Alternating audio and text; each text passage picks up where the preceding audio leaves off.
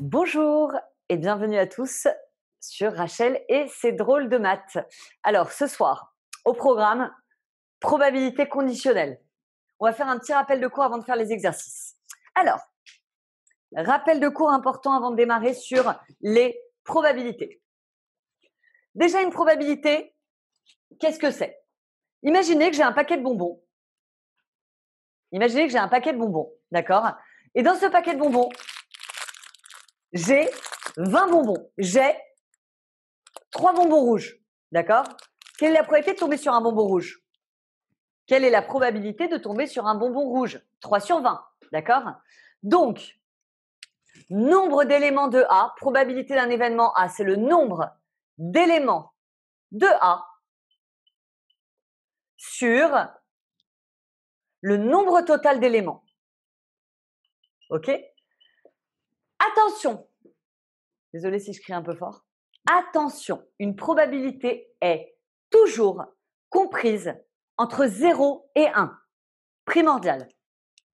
Une probabilité est toujours comprise entre 0 et 1. Si vous trouvez une probabilité qui dépasse 1, vous vous êtes planté. Si vous trouvez une probabilité négative, vous vous êtes planté. Vous recommencez à 0, il y a une erreur quelque part, vous la trouvez. Ok? On continue. L'événement A bar. Qu'est-ce que c'est que l'événement A bar? C'est l'événement contraire de A. Par exemple, dans mon paquet de bonbons, quelle est la probabilité de ne pas tomber sur un bonbon rouge? D'accord? Merci Laetitia. 17 sur 20. Ok? Donc, 1 moins P de A. L'événement contraire de A, c'est 1 moins P de A. Jusqu'à toi bien? Jusqu'à toi. Et là, on est sur des rappels de secondes. Hein. On y va cool. D'accord? Pour l'instant, tout va bien. Je ne veux pas avoir de questions là-dessus. Je sais que vous savez tous faire ce genre de choses. Je plaisante. S'il y a des questions, il faut les poser. On continue avec le diagramme de Venn. Alors, qu'est-ce que c'est que le diagramme de Venn? Moi, je sais que vous le connaissez, le diagramme de Venn, mais vous ne savez peut-être pas que ça s'appelle le diagramme de Venn. Le diagramme de Venn,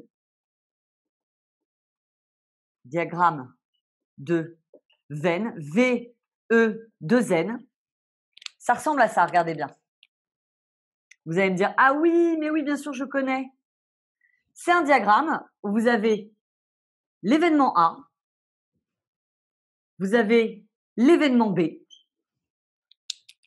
Ici, vous avez A inter B, c'est-à-dire A et B. Je vous prends un exemple juste après, vous inquiétez pas. Et ici, vous avez A union B. A ou B. A union B. Prenons un exemple. Si je vous dis par exemple que là, c'est, on va dire que l'univers, on appelle ça l'univers, hein, oméga, d'accord? L'univers, c'est toutes les filles de drôle de maths. Voilà, je prends toutes les filles, ok? Ici, j'ai les blondes. Et ici, j'ai les filles aux yeux bleus. Qu'est-ce que j'ai du coup ici? J'ai toutes les blondes aux yeux bleus. Et blondes et aux yeux bleus. Jusque-là, tout va bien. Ici, du coup, j'ai les blondes qui n'ont pas les yeux bleus, donc les yeux verts ou les yeux marrons. Et ici, j'ai les filles aux yeux bleus qui sont, par exemple, rousses ou brunes. Ok? Pas trop dur à comprendre, ça. Qu'est-ce que vous avez à retenir de cette forme, de ce petit schéma? Il y a une formule, pas deux, pas trois, une seule que vous devez retenir. C'est la formule qui dit que P de A union B, P de A union B est égal à P de A, donc c'est ce qui est en vert, hein, A union B1, plus P de B. Et attention, là, j'ai un petit problème. Pourquoi j'ai un petit problème? C'est que j'ai compté 2 fois les blondes aux yeux bleus quand j'ai fait ça. Regardez, P de A plus P de B. Et là, vous avez les blondes aux yeux bleus qui ont été comptées 2 fois. Donc, on va retirer une fois les blondes aux yeux bleus. Attention, hein, A inter B appartient à A union B. mais il ne faut pas le compter 2 fois quand même, ça serait trop. Donc en gros, j'encadre mon résultat. En gros, si par hasard dans un exercice, on vous demande P de A union B, alors dans ces cas-là, et seulement dans ce cas-là, vous utilisez cette formule. OK? 2 petits mots de vocabulaire, d'accord? 2 petits mots de vocabulaire. 2 événements A et B sont 2 événements A et B sont. Premier point. Incompatibles. Ok, j'ai une question à vous poser. Est-ce que vous pouvez être avec moi en train de faire des maths et en train de prendre un café avec des copains à une terrasse? La réponse est évidemment non. D'accord? Impossible d'être en même temps en train de faire des maths avec Rachel et, allez, on va changer, en train de regarder une petite série sur Netflix, donc le café en terrasse. D'accord? Ça n'est pas possible. On dit que c'est des événements incompatibles. Imaginez, vous avez A, je fais des maths avec Rachel, B, je regarde une série sur Netflix. Et les deux sont pas compatibles. Vous êtes d'accord ou pas? Alors dans ces cas-là, on dit que P de A inter B est égal. Est-ce qu'il y a une intersection là entre les deux? Il n'y en a pas. 0. Ça, c'est incompatible. OK? Deuxième mot de vocabulaire important, équi probable. Alors, qu'est-ce que ça veut dire être équi probable? Équi, vous l'entendez dans beaucoup de mots mathématiques. Équi distant, équi latéral. D'accord? Donc, équi, ça veut dire exactement, Nicolas, autant de probabilités. Donc, en fait, 2 événements sont équiprobables si P de A est égal à P de B. OK. Jusque-là, on était en seconde et maintenant, on va passer en première. On passe aux arbres. Je vais vous prendre un exemple d'arbre et je vais vous poser plein de questions dessus. OK? Vous suivez bien ce que je fais. Allez, je vais prendre même un exemple concret, ce sera plus sympathique.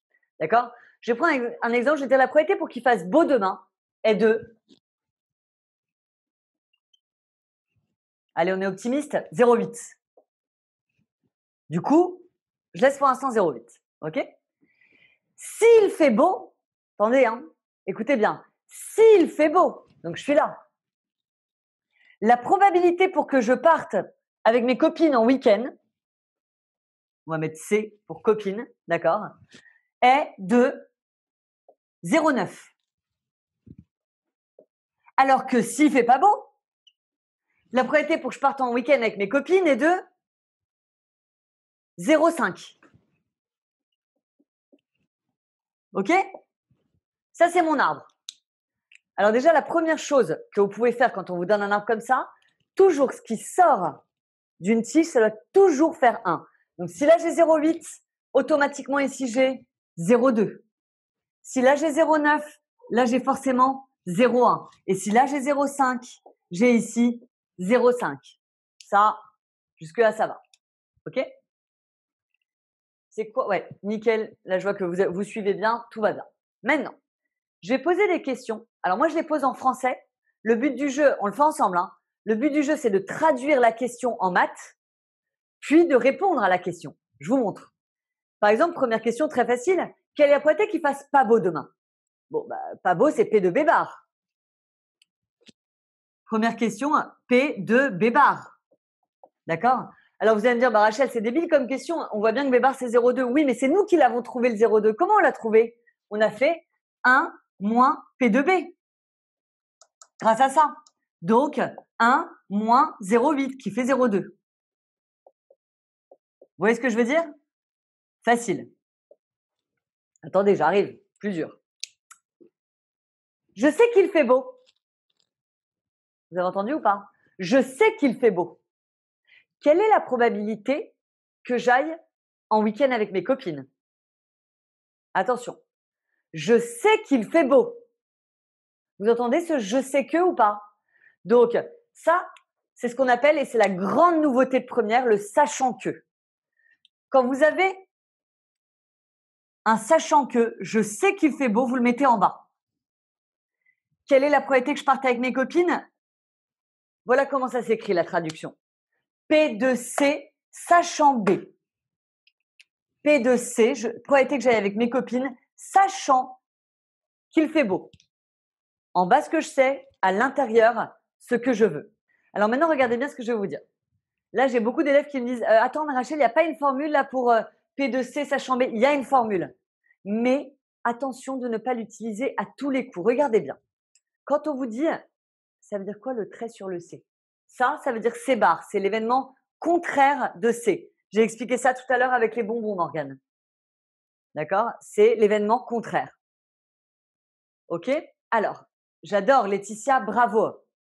Effectivement, la probabilité de C sachant B, vous n'avez pas besoin de formule. Le chiffre que vous devez trouver est visible sur le tableau. Regardez, c'est très simple à comprendre en français. La probabilité que j'aille avec mes copines, sachant qu'il fait beau. Je sais qu'il fait beau. Donc, quelle est la probabilité que j'aille avec mes copines? 0,9. Direct. D'accord? Donc là, vous n'avez pas besoin, vous n'avez absolument pas besoin de faire de calcul. Mon astuce, je vous la donne. Regardez, vous prenez les lettres B, C, et c'est le chiffre entre les deux. Vous voyez, BC, 0,9. Question 3. Quelle est la probabilité qu'il fasse beau et que j'aille en week-end avec mes copines? Quelle est la probabilité pour qu'il fasse beau et que j'aille en week-end avec mes copines? Donc, et c'est le inter, à ne pas confondre avec le sachant. La probabilité pour qu'il fasse beau et que j'aille en week-end avec mes copines, là, vous devez prendre, regarde bien Rivka. Alors que j'ai pas compris la différence. Il y en a un où on te dit, c'est vrai que c'est difficile à cerner. Hein. Il y en a un, écoute bien, on te dit, je sais qu'il fait beau. Quelle est la probabilité que j'aille avec mes copines? Alors que là, je te demande directement, quelle est la probabilité qu'il fasse beau et que j'aille avec mes copines? Tu vois ou pas? Donc, c'est assez subtil. Et là, effectivement, vous allez faire le chemin où il y a les deux.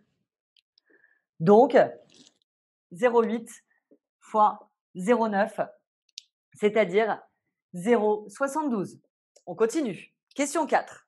Si je vous dis question 4, quelle est la probabilité que je parte en week-end avec mes copines tout court? J'ai pas dit il fait beau, il fait pas beau. Quelle est la probabilité que je parte avec mes copines? Traduction, P de C. Alors là, vous allez me dire, mais Rachel, il y en a deux des C. Comment je choisis celui-là et celui-là? Ben, j'ai une bonne nouvelle, on ne va pas choisir. Attention, Morgane, c'est pas 0,9. 0,9 qui est là, tu sais ce que c'est? C'est P de C, sachant B. OK? Mais là, j'en ai deux. Donc, comment on va faire pour choisir? On ne va pas choisir, on va prendre les deux. On va prendre les deux chemins qui m'emmènent à mes copines. Regardez bien, ça fois ça, plus ça fois ça. Donc, je vais écrire P de B inter C plus P de B bar inter C. Vous avez remarqué que j'ai sauté une ligne? Pourquoi j'ai sauté une ligne? Parce qu'il y a un endroit où vous devez rédiger une petite phrase, c'est maintenant. Ça, là, ce que je viens de faire là, on appelle ça la loi des probabilités totales. D'après la loi des probabilités totales. Alors, vous allez me dire, mais quand est-ce qu'on fait ça là? Quand est-ce qu'on écrit cette phrase? Dès que vous cherchez la probabilité d'une lettre qui est située en deuxième position dans l'arbre, c'est-à-dire ici, d'accord? Là, on vous a demandé P de C, et ben vous faites P de B inter C plus P de B bar inter C, et juste avant, vous écrivez d'après la loi des probabilités totales. D'accord? Là, il n'y a plus qu'à écrire en chiffres. Ça fait donc 0,8 fois 0,9 plus 0,2 fois 0,5. Tout le monde tape ça à la calculatrice. Hein. Ça fait donc 0,72 plus 0,1, c'est-à-dire, si je ne me suis pas trompée, 0,82. Et ça vous donne la probabilité de C, c'est-à-dire la probabilité que je parte en vacances, en week-end avec mes copines. Dernière question et après c'est à vous de jouer. J'aurai fini mon rappel de cours, on pourra attaquer les exercices. Écoutez-moi bien. Rachel, Oui. quelqu'un n'a pas compris pourquoi tu as multiplié dans la question 3. Merci beaucoup. Alors, question 3. Pourquoi j'ai multiplié? Très bien. Alors, quand on te demande la probabilité de B inter C sur un arbre, tu prends le chemin B, C et tu multiplies 0,8 fois 0,9. D'accord? Voilà, et tu vois bien que si tu fais 0,8 plus 0,9, ça va te faire 1,7. Aïe, aïe, aïe. On a dit qu'une probabilité ne dépassait jamais 1, tu te rappelles? Donc, quoi qu'il arrive, ça n'aurait pas pu le faire. Ok, Oriane? Alors après, parfois, il ne faut pas non plus chercher trop compliqué et pas essayer de comprendre trop de trucs. Il y a des trucs où il faut apprendre que quand on te demande dans un arbre la probabilité de A inter B ou là B inter C, tu multiplies les valeurs. Dernière question, vous êtes prêts? Je suis partie en week-end avec mes copines. Point. Quelle est la probabilité qu'il fasse beau? Alors attendez. Je suis partie, j'ai fait exprès de dire point. Dès que vous avez une question de ce style, regardez, nanana, nanana, point. Nanana, nanana, question. C'est qu'il y a un sachant que. Je répète ma question. Je suis partie en week-end avec des copines. Point. Qu'est-ce que je sais? Que j'étais en week-end avec mes copines. Donc, ce que vous savez, vous le mettez toujours en bas. Ici. Quelle est la probabilité qu'il fasse beau? Ah, là c'est la 5e question. Alors venez, on regarde comment on va faire ça. Regardez bien. C, B. B, C. Aïe, aïe, aïe, aïe, aïe, aïe, aïe, ça marche plus mon astuce de tout à l'heure. Vous avez vu ou pas? CB, BC. C'est plus dans le bon sens. Qui a dit 0,9? Amélia, ça marche plus. Il faut que ce soit exactement dans le même sens pour que tu puisses utiliser l'arbre. Donc, dans ces cas-là, il y a une formule. C'est quoi la formule? C'est, faut la prendre par cœur, hein. D'accord? Ne me demandez pas pourquoi. C'est à connaître par cœur cette formule. D'accord? Donc, c'est P de B inter C divisé par, et là, vous prenez la lettre qui est là, sur P de C. P de B inter C divisé par P de C. OK? À connaître par cœur. Donc déjà, vous pouvez noter quelque part sur votre fiche, moi je pense que c'est important, que vous disiez bien que P de A inter B n'a rien à voir avec P de B inter A. Très important. D'accord? On voit que ça n'a rien à voir. Yasmine, oui, elle fonctionne tout le temps cette formule, mais là, tu vois, ici, c'était dommage de l'utiliser quand tu es dans le bon sens de l'arbre, B, C, tu prends le chiffre entre les deux et tu te casses pas la tête. Par contre, si dans le mauvais sens, tu n'as pas le choix. Ok, là, c'est ce qui se passe. Alors, attendez, j'ai juste une question. À votre avis, B inter C, c'est pareil que C inter B ou pas? Dites-moi juste oui ou non. Camille, elle dit oui. Amina aussi. Ok, bon, on est tous d'accord. Alors, génial, génial, génial, génial, stop. Ah, Maëlle, attention. Regarde Maëlle, les blondes aux yeux bleus. Est-ce que c'est pareil que les yeux bleus blondes? Je sais que ça se dit pas, mais c'est pas grave. Hein. D'accord? C'est exactement pareil. A inter B et B inter A, pareil. Ok? Donc là-haut, je vous ai mis B inter C. J'aurais pu mettre C inter B. Ça aurait été exactement la même chose. Et ça marche exactement pareil la formule quand il y a plusieurs branches Emma. Alors, on va faire des exemples après. B inter C, regardez bien. B inter C, ça fait, on l'avait déjà fait d'ailleurs, B inter C, ça faisait 0,72, vous vous rappelez? Et P de C, attention, P de C, on l'a fait ici. 0,82. On n'a plus qu'à prendre la calculatrice et à taper 0,72 divisé par 0,82. Et on va arrondir ça au centième. Attention, centième, 2 chiffres. Millième, 3 chiffres. Dixième, 1 chiffre. Si je vous dis centième, vous mettez 2 chiffres. Alors, 0, moi j'ai 0,88. Attention, Jules. Attention, Dounia. À bien arrondir. Après le 7, il y a un 8. D'accord? On arrondit toujours. Donc, 0,88. Je vous rappelle 2 secondes comment on arrondit. Si le chiffre d'après, c'est 0, 1, 2, 3 ou 4, vous ne bougez pas. Si c'est 5, 6, 7, 8, 9, on monte d'un cran. Un jour, j'ai un élève, il m'a dit « Ouais, mais non, ma prof, à 5, elle m'a dit que je faisais ce que je voulais. » Impossible. À 5, on fait pas ce qu'on veut. On fait jamais ce qu'on veut en maths. Hein. Oubliez cette histoire de on fait ce qu'on veut, on fait pas ce qu'on veut. D'accord? Donc, 5, 6, 7, 8, 9, on monte d'un cran. 0, 1, 2, 3, 4, on ne bouge pas. Ok, vous prenez tous l'exercice 1 tout de suite. S'il y en a qui ont des questions, c'est maintenant. Pour les autres, vous avez 3 minutes pour me chercher.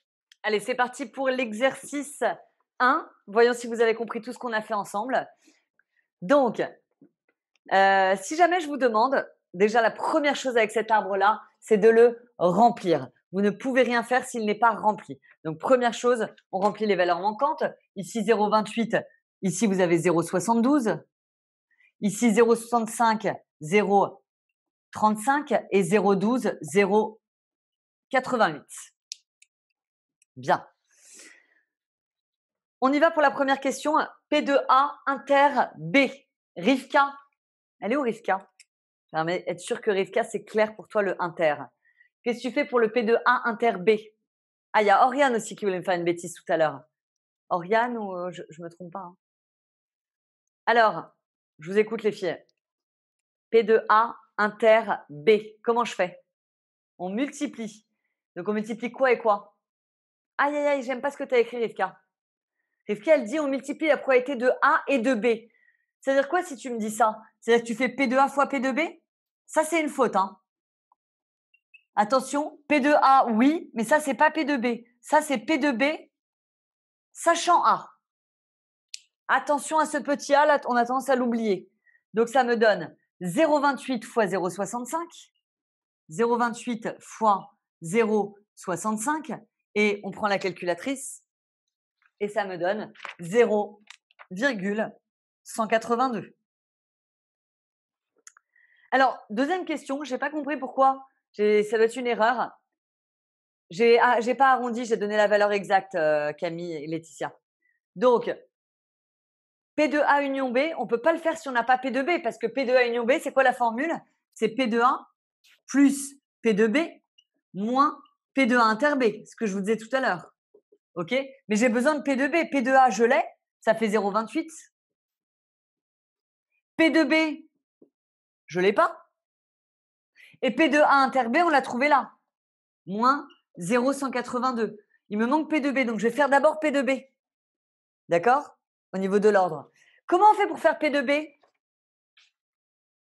Eh bien, P de B, c'est tous les chemins qui vous emmènent à B. Regardez bien où il est, le B, il est là et là. Donc, on fait ça fois ça, plus ça fois ça. Donc, P de B, ça fait 0,28 fois 0,65 plus 0,72 fois 0,88. Et on tape ça à la calculatrice. C'est la loi des probabilités totales. Probabilité totale. Ok, ce que je vous ai dit tout à l'heure. Alors, je l'ai tapé à la calculatrice. Dites-moi si vous êtes d'accord avec moi. J'ai trouvé 0,8156. Et du coup, on est fiers.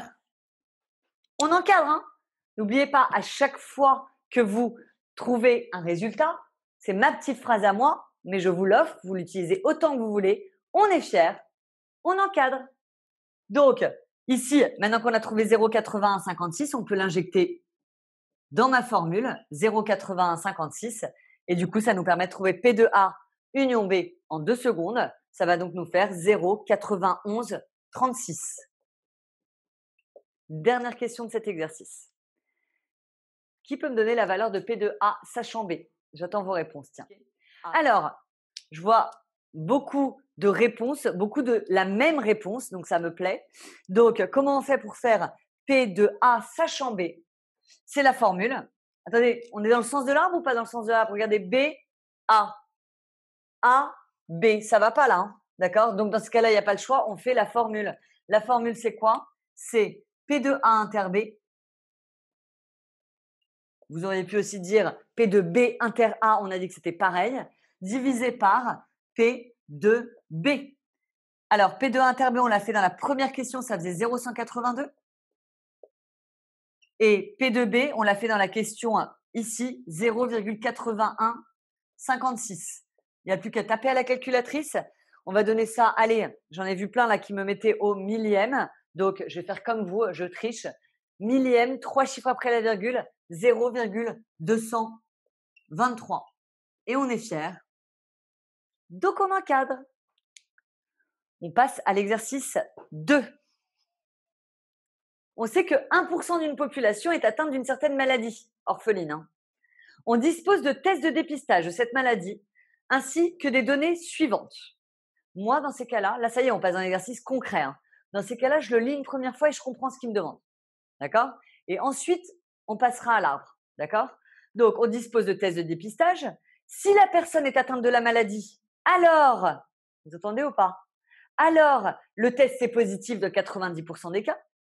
Si la personne n'est pas atteinte par la maladie, alors le test est néanmoins positif dans 5% des cas.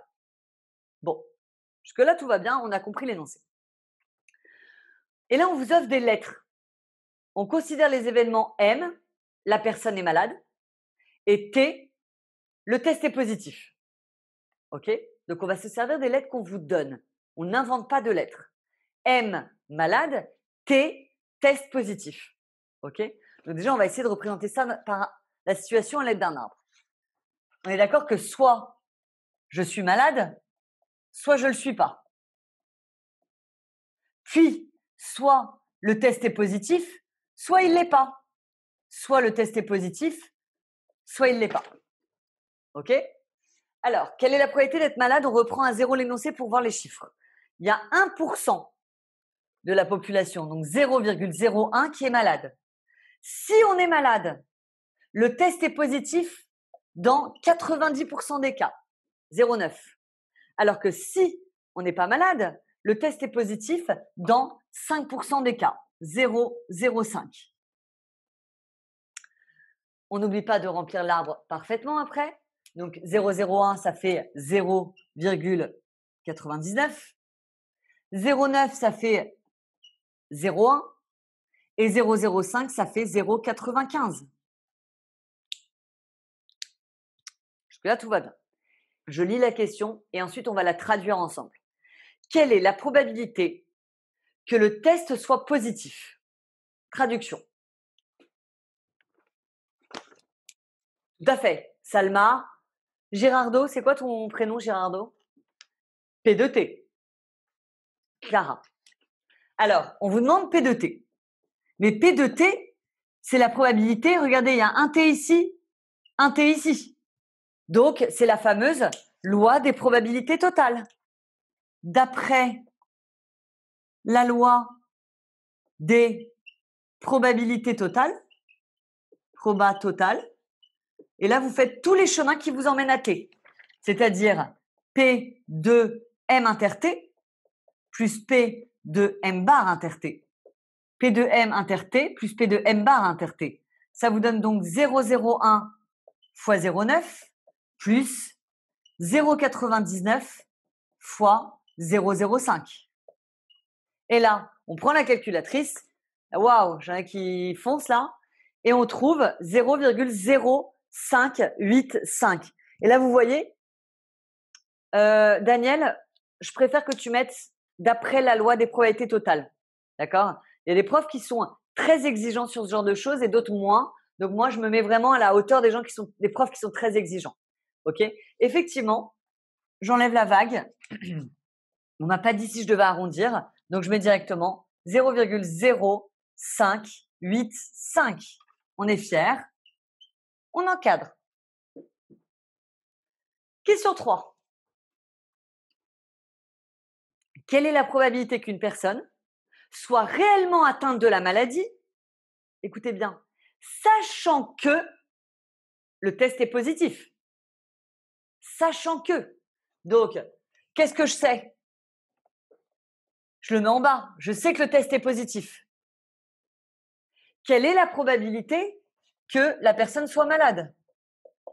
P de M, sachant T.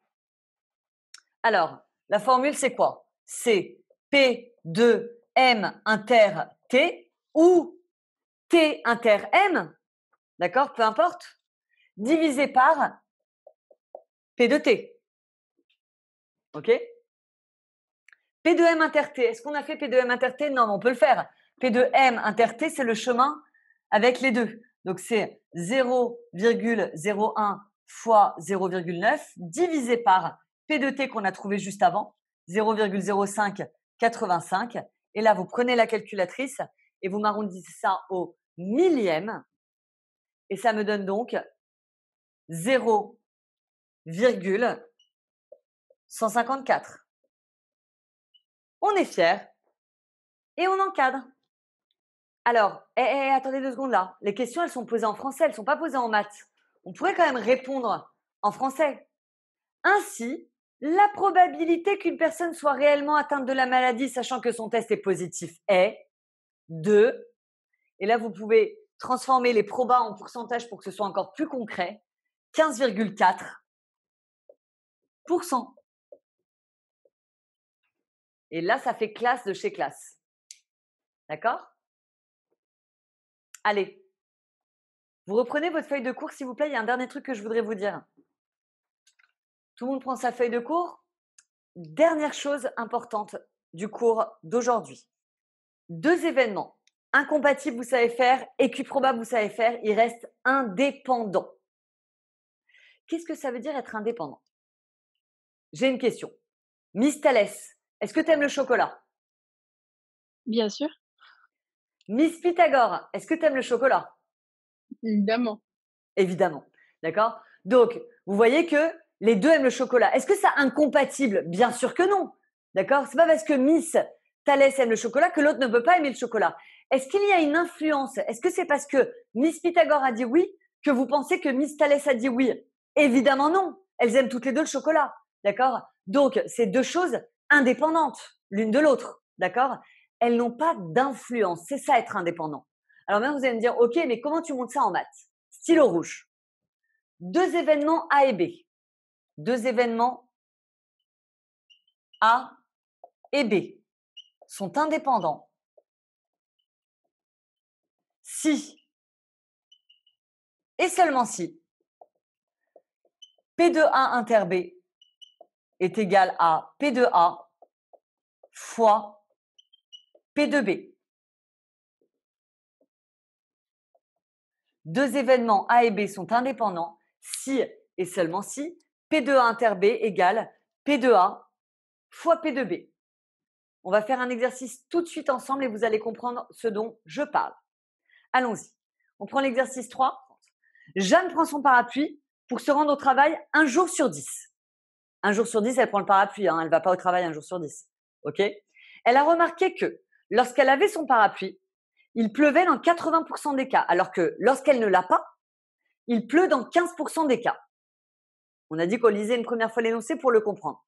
OK? L'événement A, c'est Jeanne prend le parapluie. Et l'événement B, c'est il pleut. Déjà, je vous propose une chose. Je vous propose qu'on fasse un arbre. Regardez, Jeanne, soit elle prend son parapluie, soit elle le prend pas. A barre. C'est quoi la probabilité qu'elle prenne le parapluie? C'est une chance sur 10. Une chance sur 10, moi je préfère écrire 0,1 et 0,9. OK? C'est ça, hein? Elle prend son parapluie pour aller au travail 1 jour sur 10. Si elle prend le parapluie, donc elle est là, il pleut dans 80% des cas. Donc, probabilité qu'il pleuve, 0,8, pleuve pas, 0,2. Mais si elle prend pas le parapluie,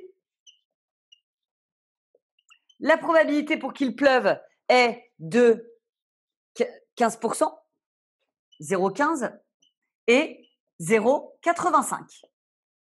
Ça, c'est l'arbre. Question 1. Est-ce que les événements A et B sont indépendants? On va regarder la formule rouge devant les yeux. C'est quoi j'ai besoin de P de A, j'ai besoin de P de B, j'ai besoin de P de A inter B et j'ai besoin de P de A fois P de B. Alors, P de A facile, 0,1. P de B, moins facile, il faut prendre tous les chemins qui m'emmènent à B. P de A inter B, plus P de A bar inter B. C'est la loi, Daniel, des probabilités totales.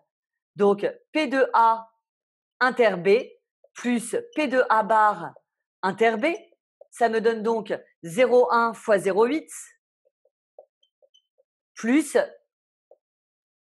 du coup je vais effacer parce que je veux vraiment qu'on voit bien ce que je fais, plus 0,9 fois 0,15. 0,1 fois 0,8 plus 0,9 fois 0,15.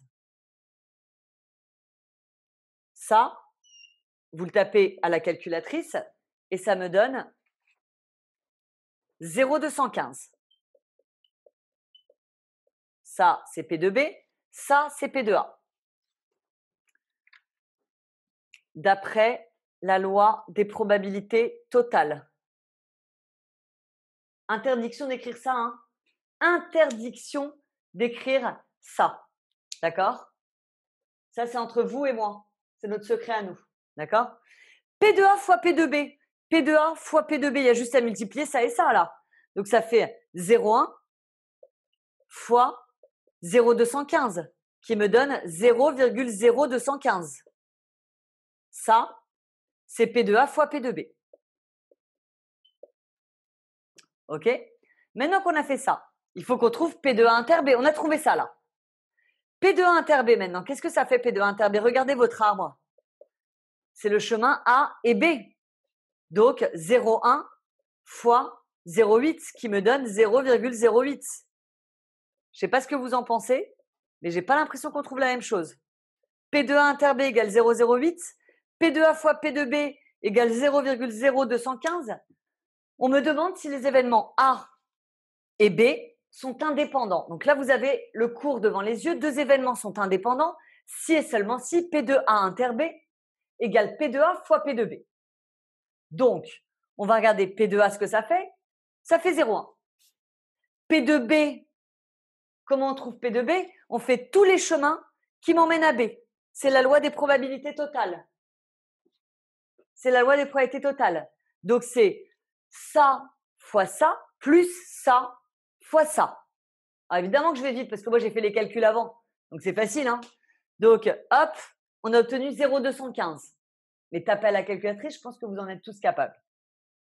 Une fois que j'ai trouvé le P de A et le P de B, on peut les multiplier comme ça, déjà, on a ça. Ça vous donne 0,1 fois 0,215 qui fait 0,0215. Bien. P de A inter B maintenant. C'est quoi P de A inter B? Rivka, je t'ai pas lâché avec ça. Hein. Rivka, P de A inter B, c'est le chemin avec A et B. 0,1 fois 0,8. 0,1 fois 0,8, ça fait 0,08. Maintenant que j'ai trouvé ça, la seule chose que vous avez à faire, c'est est-ce que ça, c'est égal à ça? Est-ce que ça, c'est égal à ça? Ça me paraît assez évident que non, ça n'est pas égal. Vous voyez ou pas? Ça et ça, c'est différent. Or, pour que ce soit indépendant, il faut que ce soit égal. Mais là, c'est pas du tout égal. D'accord? Conclusion, les événements A et B ne sont pas. Alors là, j'ai toujours des élèves qui me disent, est-ce qu'on peut dire que c'est dépendant? On va plutôt dire pas indépendant. Je sais, c'est bizarre. Pas indépendant. Ils sont dépendants l'un de l'autre, si tu veux. En vérité, vous pouvez écrire les deux. Hein. Personne ne va vous dire, oh là là, c'est pas bien, tu as écrit dépendant. Mais en vrai, on préfère dire pas indépendant que dépendant. Ça, c'est vraiment un détail. Et voilà. Et bah, ciao à tous et bonne soirée.